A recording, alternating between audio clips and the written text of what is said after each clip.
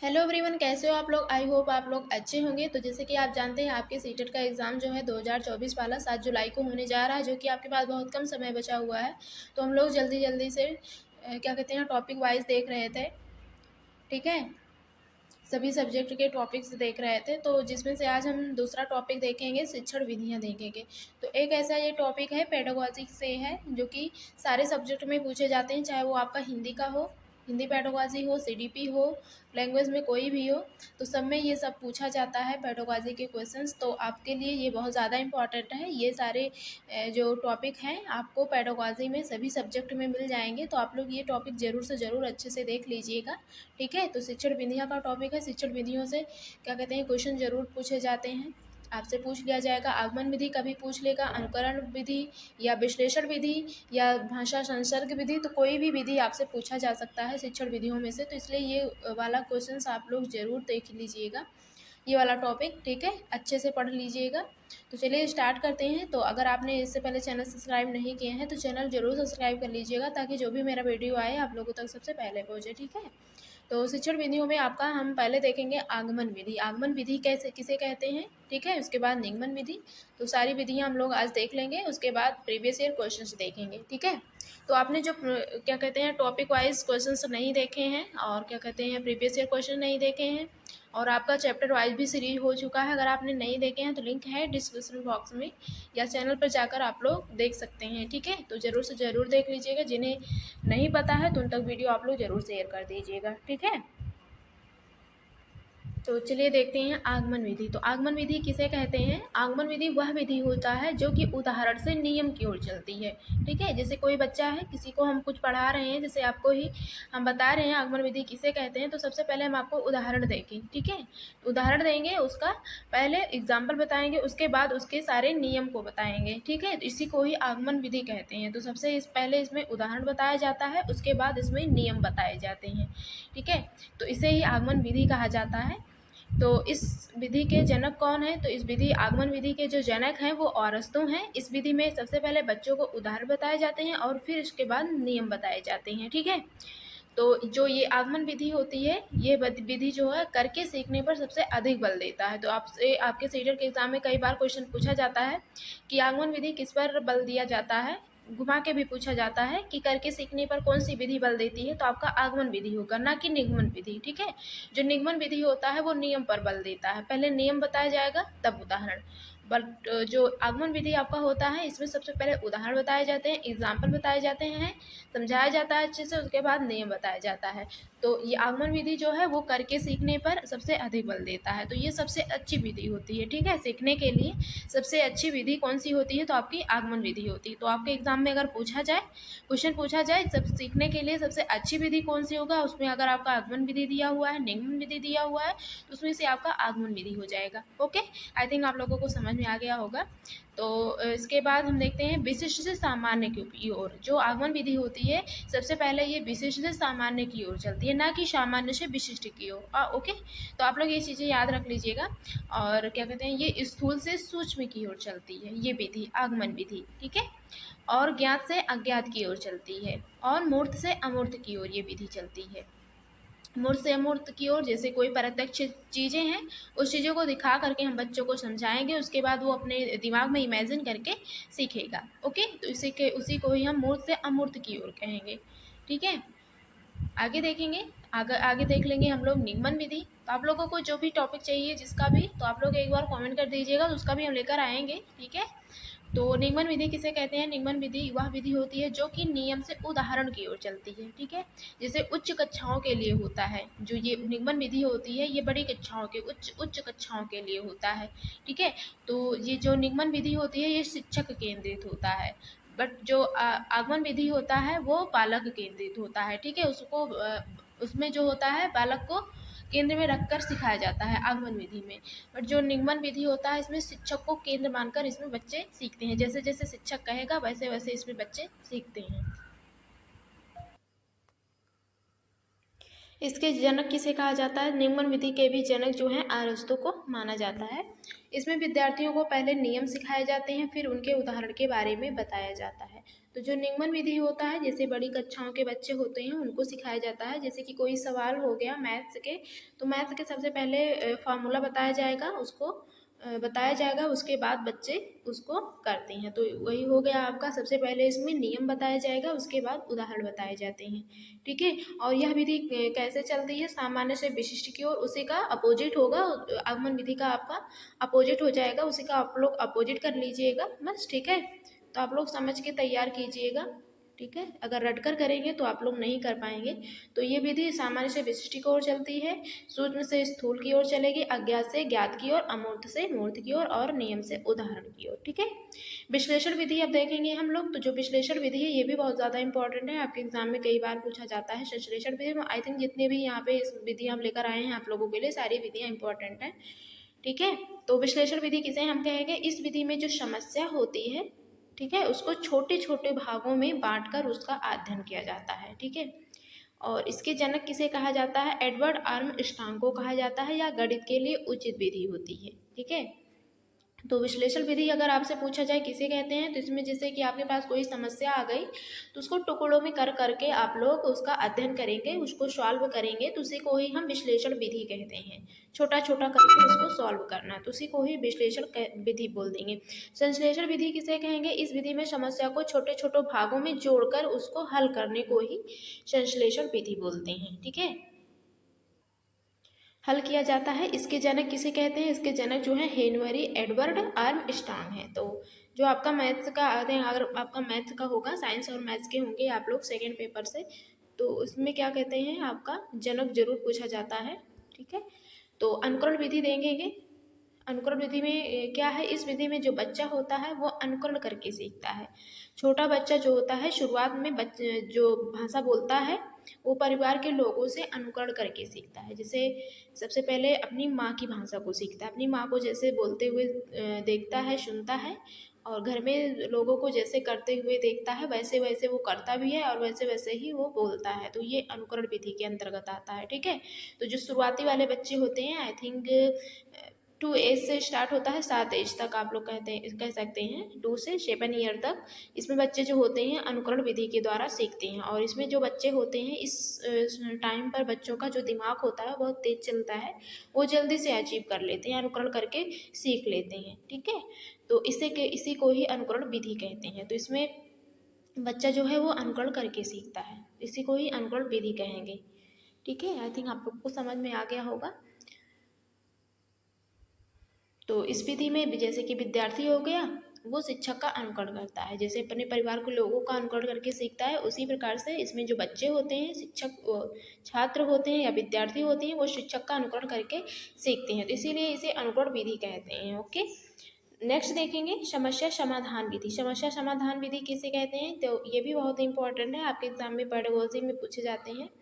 तो ये समस्या समाधान विधि जो होता है आपका लैंग्वेज में भी पूछा जाता है और CTPB में भी पूछा जाता है। ठीक है। तो इम्पॉर्टेंट है। इस विधि में क्या होता है? तो इस विधि में विद्यार्थियों को एक समस्या दी जाती है। ठीक है।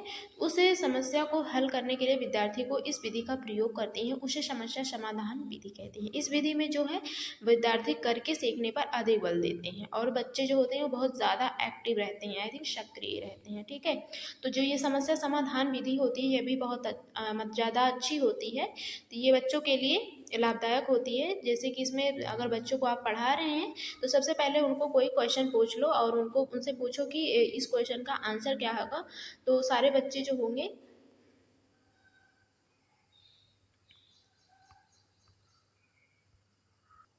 तो इस विधि में जो बच्चे होंगे समस्या समाधान विधि में, तो क्वेश्चन जो भी पूछा रहेगा उनसे शिक्षक पूछेगा, तो उसको अपनी लैंग्वेज में, टूटी फूटी लैंग्वेज में जो भी उनको समझ में आएगा इसका क्या समाधान हो सकता है, वो उसका उत्तर देंगे। ठीक है। उसका आंसर देंगे बच्चे। तो इसी को ही समस्या समाधान विधि कहेंगे। ठीक है। तो सबसे पहले बच्चों को समस्या देनी चाहिए, वो जैसे भी हल करें, जो भी उसका आंसर निकालें उसको करने देना चाहिए, उसके बाद उसका सही उत्तर बताना चाहिए। फट से तुरंत बताना नहीं चाहिए, मतलब पहले बच्चों को करने देना चाहिए, उसके बाद उसका सटीक मतलब सही आंसर देना चाहिए, बताना चाहिए शिक्षक को बच्चों से कहना चाहिए। ठीक है, तो यही होता है समस्या समाधान विधि। तो ये इस विधि में भी जो बच्चे होते हैं बहुत ज़्यादा एक्टिव होते हैं, सक्रिय होते हैं, और इस विधि में जो है करके सीखने पर अधिक बल दिया जाता है। जैसे कि मैंने आपको पहले ही बताया कि इसमें बच्चों को समस्या दी जाती है और वो स्वयं करते हैं। ठीक है, तो आपका यहाँ पे हो जाएगा करके सीखने पर अधिक बल दिया जा रहा है। ओके, नेक्स्ट देखेंगे कौन सी विधि है यहाँ पे आपका।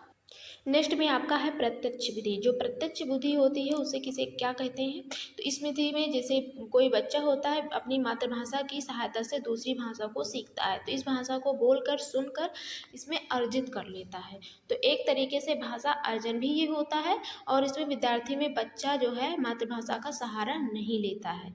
ठीक है, जैसे कि आप लोग यहाँ उदाहरण में देख सकते हैं, जैसे कि कोई विद्यार्थी है वो तमिलनाडु में रहकर बिना हिंदी की सहायता से तमिल सीख लेता है। ठीक है, तो प्रत्यक्ष विधि यह विधि उस विधि को कहते हैं, जैसे कि कोई बच्चा हो गया कहीं बाहर जा कर के पहले वो अपनी मातृभाषा में सीख रहा है, बोल रहा है, उसे अपनी मातृभाषा में सारी चीज़ें आ रही हैं, तो वो बाहर जा रहा है, जैसे कि अमेरिका हो गया, अमेरिका के लोग सारे लोग जो है इंग्लिश में बात करेंगे, तो ये बच्चा जो होगा उसे इंग्लिश तो आता नहीं रहेगा, बट जो जब वहाँ पे रहने लगेगा तो अपने पर्यावरण के माध्यम से जो है इर्द गिर्द के माध्यम से वो टूटी फूटी लैंग्वेज में पहले स्टार्ट करेगा बोलना, धीरे धीरे वो अर्जित कर लेता है। ठीक है, बिना अपनी मातृभाषा की सहायता से ही वो क्या कहते हैं उसे इंग्लिश बोलना अच्छे से आने लगता है, बस थोड़े दिन वहाँ रह ले बस। ठीक है, तो यहाँ पे जो बच्चा है वो अर्जित कर रहा है अपनी बिना मातृभाषा की सहायता से।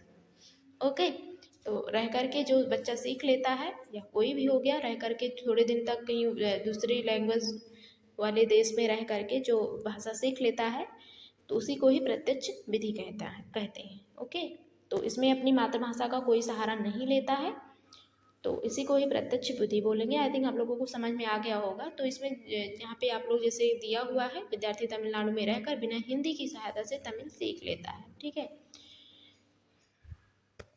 आगे देखेंगे खेल विधि। खेल विधि किसे कहते हैं, तो इस विधि में विद्यार्थी जो है वो खेल के माध्यम से सीखता है। तो विद्यार्थियों के लिए एक रुचिकर यह विधि होती है। जो खेल विधि होती है विद्यार्थियों के लिए जो है बहुत रुचिकर विधि होती है। अगर बच्चों को सीखना नहीं आ रहा है, कोई चीज़ सिखा रहे हैं जो है शिक्षक सिखा रहा है कोई शिक्षक, तो उसमें बच्चे सीख नहीं पा रहे हैं, तो उन्हें दूसरी विधि से आप क्या कहते हैं सिखाना चाहिए, चाहे वो करके सीखने वाली विधि हो, चाहे खेल विधि हो, बट वो सीखे, चाहे उसमें चाहे जो विधि अपनानी पड़े आपको। ठीक है, तो जो ये खेल विधि होती है सबसे अच्छी विधि होती है। इस विधि का अगर प्रयोग करेंगे टीचर, तो इसमें बच्चों को सीखना बहुत जल्दी आ जाता है। ठीक है,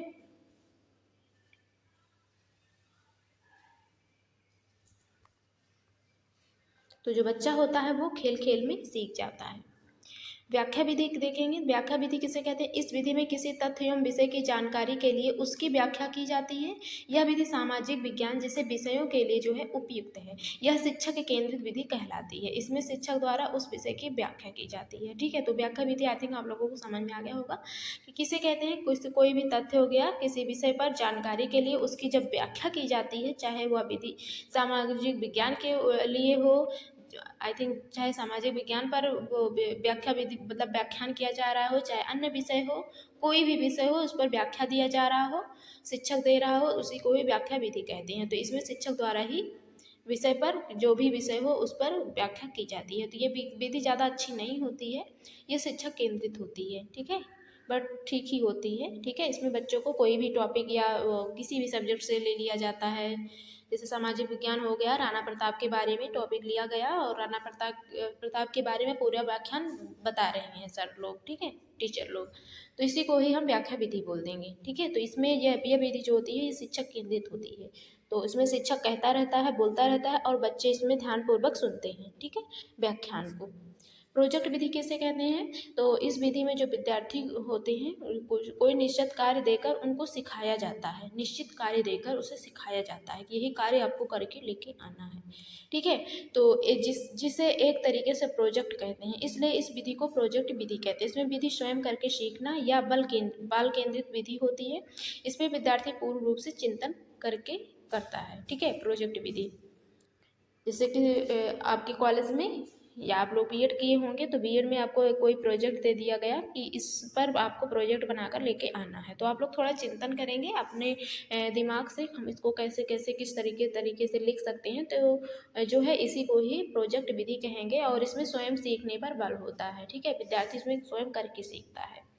ठीक है, अलग अलग करके सीखते हैं और ये बाल केंद्रित होता है, ये सारा कुछ बच्चों पर निर्भर होता है। ठीक है, बच्चे खुद से करते हैं जो है। और भाषा संसर्ग विधि कैसे कहते हैं, इस विधि में रचनाओं के माध्यम से व्याकरण सिखाई जाती है। किसके माध्यम से, रचनाओं के माध्यम से व्याकरण सिखाई जाती है। यह विधि जो होती है प्रसिद्ध रचनाओं को लेकर उनके द्वारा विद्यार्थियों को व्याकरण विश्लेषण करने के लिए उपयुक्त विधि होती है।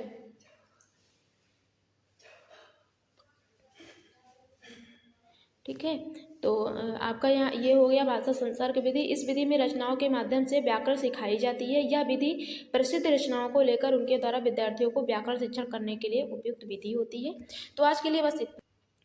तो हम लोग क्वेश्चन से देख लेते हैं विधि से संबंधित। तो जैसे कि यहाँ पे आपका क्वेश्चन है, एक शिक्षक विद्यार्थी को पहले एक पेड़ के बारे में बताता है, उसके बाद उस पेड़ के तने पत्तियों उसके बारे में संपूर्ण जानकारी देता है। शिक्षक किस प्रकार की विधि का प्रयोग कर रहा है। तो सबसे पहले यहाँ पे क्या कर रहा है, शिक्षक बच्चों को तने पत्तियों में उसके बारे में संपूर्ण जानकारी देता है, मतलब कि पहले वो उदाहरण बता रहा है और शिक्षक किस प्रकार की विधि का प्रयोग कर रहा है। ठीक है, तो इसमें आपका क्या होगा, कौन सी विधि होगी,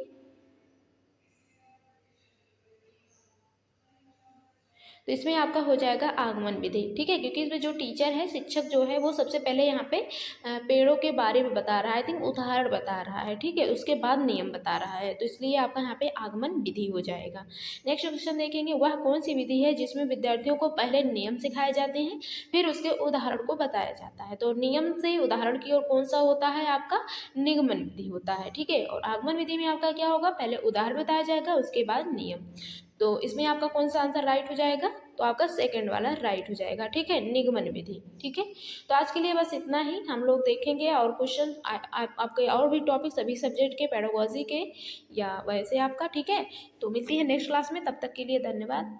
तो आप लोग चैनल ज़रूर सब्सक्राइब कर लीजिएगा। ठीक है, और वीडियो को लाइक कर दीजिएगा जो भी प्रीवियस ईयर क्वेश्चन आपने नहीं देखे हैं, और भी टॉपिक वाइज जो भी जितने भी आपका वो सिलेबस से हो चुका है, तो आप लोग ज़रूर देख लीजिएगा।